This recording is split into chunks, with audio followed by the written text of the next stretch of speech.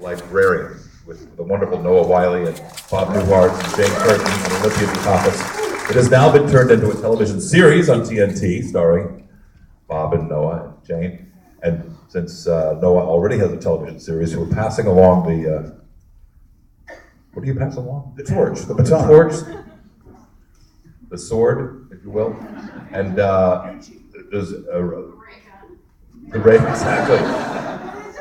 Who's in there now? We have John Larroquette's in it, and Rebecca Romaine's in it, Kristen Kane's in it. So it's a new group of librarians, and then Noah will be in the first two of the episodes of the season and sort of the last two episodes of the season. And that's for this fall. Yeah. There's a little update. This is a gorgeous place to see a movie. And what about the score? Jerry Goldsmith. It just gave me chills. I was up high, snuck in to enjoy it with you for a while. Jerry was a genius. Did you have, were you the reason he came on board? Did you? Yeah, right. Well, I mean, you're the director, you have a say. I mean, Jerry was famous for his Star Trek themes. Had he not done most of the other Star Trek? James Horner did primarily the rest of the Trek. Yeah, but Jerry was it was a big part of his.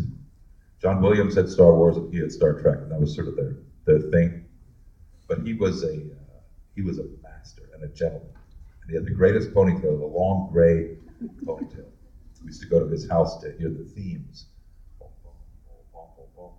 That thing that happens. The first time he played it, Rick Berman and I were over there. We looked at each other. Oh my God, we're in good hands. He does something that I don't understand how to do. I understand most of the other parts of the process. Scoring a movie is so far beyond my. I know what it's like pornography. I don't know much about it, but I know what I like. The score makes you feel things, and that they know what instrumentation and what tempo and what rhythm and what melodies to introduce and when to bring them in to change how we feel or to underline how we're meant to feel. It's arguably the most exciting part of the process. Well, you're no stranger to orchestration yourself because you are known to play a trombone. I play loudly, but I don't play well. But that was not staged in the show. You actually do play the trombone. I do play the trombone. When did you play it? You know what the definition of an optimist is? A trombone player with a beeper. It's an old joke. When did you play the trombone last? I played the trombone about a month ago. How'd it go? Not well. Not much embouchure left. When I played the trombone on the show and it sort of sounded okay, it was me. When it sounded really, really good, it was Bill Watrous.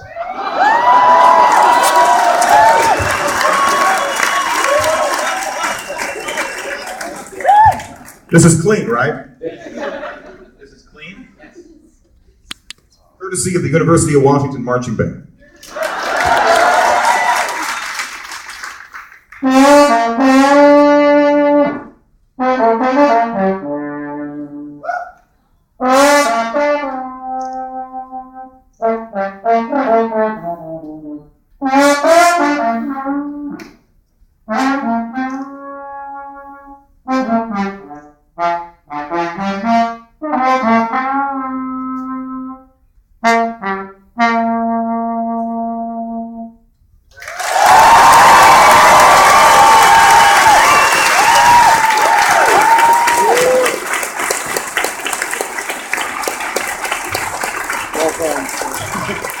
You set yourself up for the trombone gag. And I trusted that the mouthpiece was clean. Is that your mouthpiece? Let me see your mouth. Let me see your lips. All right?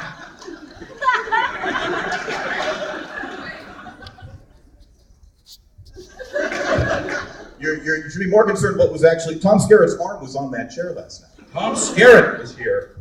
He played the father in Leverage, which we used to do in Portland. That's right. Isn't he a gentleman? You're a gentleman. Yeah, but he's much more of a gentleman than I am. And he's much more soft-spoken. And he's a better actor. But he's a little older. Well, he was singing your praises last night. He had a great time on our show. He played Tim Hutton's father. I remember that. And speaking of leverage, you just recently directed Agents of S.H.I.E.L.D. Speaking of that, leverage, he did just direct Agents of S.H.I.E.L.D. Now, what's the story? Is that show going to survive? It is, second season. Are you sure? That's the second season, right?